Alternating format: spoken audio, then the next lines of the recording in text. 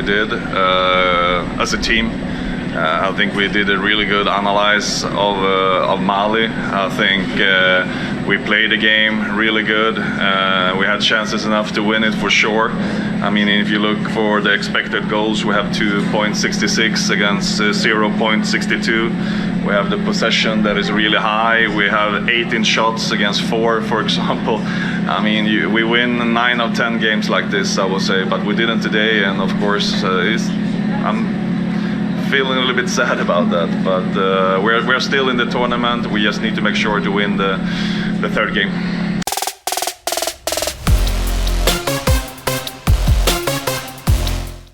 So, the Ghana Black Queens today drew versus Mali, a game we needed to win. Unfortunately for Ghana, we have it all to do. The final game of the second round has been played. South Africa, fortunate enough to recover versus Tanzania. It leaves the group standings like this.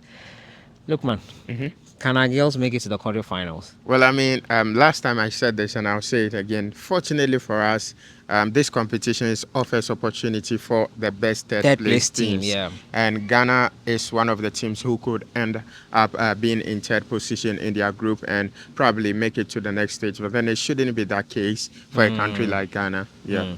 We'll talk about that today, Ghana's chances, and looking at the final group games. We'll also talk about Kudus Mohammed. What will be equated to success in a club like Tottenham Hotspur, who are not known for winning a lot of trophies? Subscribe if you haven't. Click on that notification bell to get more updates. So let's start off from Kudus Mohammed before we finish off with the Black Queens.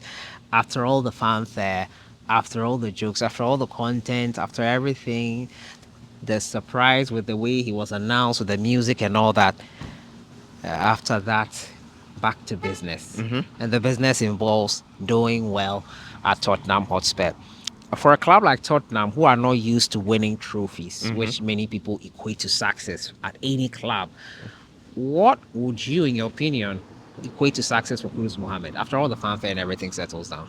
Well, I mean, for the entire team, winning trophies will now be a prime target because, I mean, for a club just won the Europa League, they would see that as a stepping stone in achieving more of their targets. For Mohamed Kudus, there will be a lot expected from him. I mean, they paid 55 million pounds for his signature. That's a lot. Yeah, that's a lot. I mean, he's now the most expensive Ghanaian player, and so it comes with a little bit of weight. But then I've seen Mohamed Kudus play for since he broke out from his days from FC Northland to Ajax to West Ham United, and then now Tottenham Hotspur. I mean, he's a player that loves the big occasion. He's a player that can thrive under pressure. But then, if you want to talk about success, I mean, from all that he's done, I mean, from all these years, FC Northland scored about 17 goals for the club in 2 seasons before moving to Ajax. At Ajax, he scored, I think, about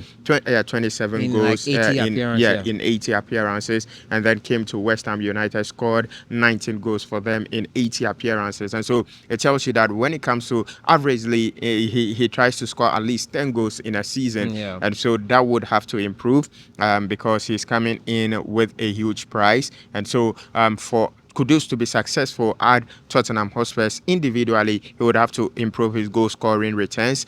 He's an attacking midfielder, and so he would have to score a lot of goals. Apart from goals, he would have to also make sure that he provides a lot of assists, and then also he has to be very consistent. I mean, in his second season at West Ham United, he was a little bit on and off, which didn't quite look like Mohamed Kudus.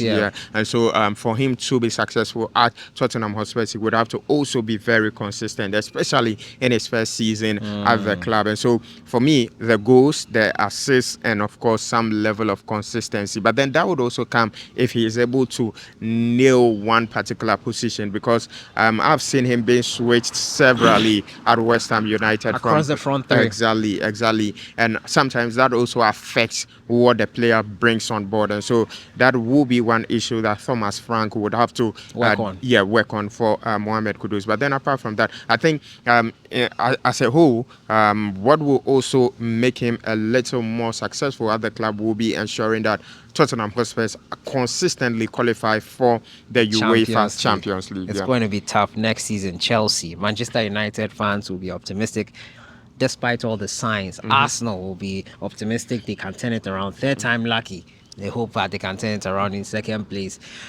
It's going to be a tough season. Yeah. So essentially, goal contributions will be what will measure Kudus Mohammed by. Unfortunately, there will be very little memory of all these fanfare. It will die down and we'll get back to business. Exactly. Goal contributions are the key for Kudus Mohammed, the key measure of his success at West Ham United. Let us know what you think will be the ultimate measure of success for Kudus Mohammed. The Ghana Black Queens, we have our calculators out once again. What's going on? Can we do it? No wins so far. Tanzania as well have no wins, but today I watched their game and they showed some fight versus South Africa. Almost won it. South Africa with persistence. South Africa, reigning champions. Yeah. And they found a way to equalize, and it was 1-1. What do you think is the problem with the Black Queens? And are you confident we can make it to the quarterfinals, knockout phases? Can we go head to head with most of the teams we've seen so far? Well, I mean, Tanzania is not a team that we have to struggle against. Exactly. But then, unfortunately, from the two games that I've watched, I'm not really convinced that we could go into that Tanzania game full of confidence to, go get a win. And so that tells you that the team needs to wake up. They would have to tune themselves up for the other game in the group, because it is not going to be easy at all. I mean, I saw highlights of that game between South Africa and then Tanzania. Yeah. The Tanzanian team isn't that bad.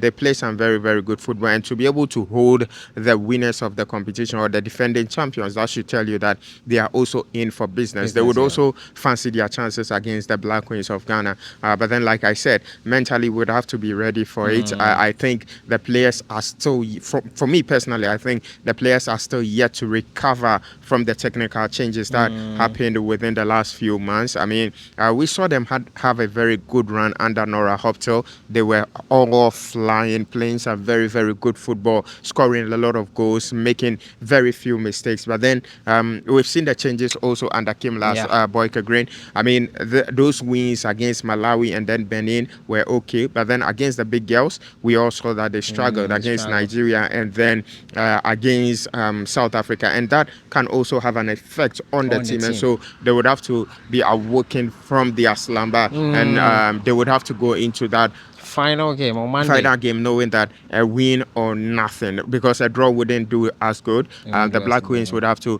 get that win. But then tactically too, when you look at the team itself, I think what we are really lacking is especially in defense. I've seen our team make a lot of defensive mistakes, which for me is very, very surprising. I mean, you look at the goal that we conceded today, or the Black Queens conceded, it was purely a schoolboy error. I mean, that shouldn't have happened. And then we also saw Mali create a lot of chances.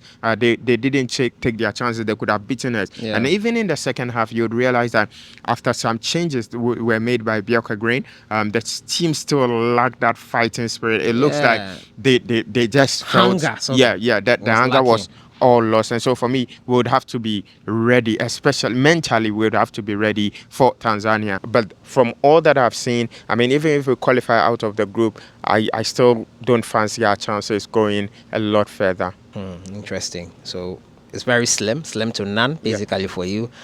Let us know what you think in the comments box. Monday, the 14th of July, the final group game will be played 8 p.m. GMT. Local time here, it will be 4 p.m. We'll be following it and bring you all the updates on that front. Lukman, thank you so much for joining me. You're welcome.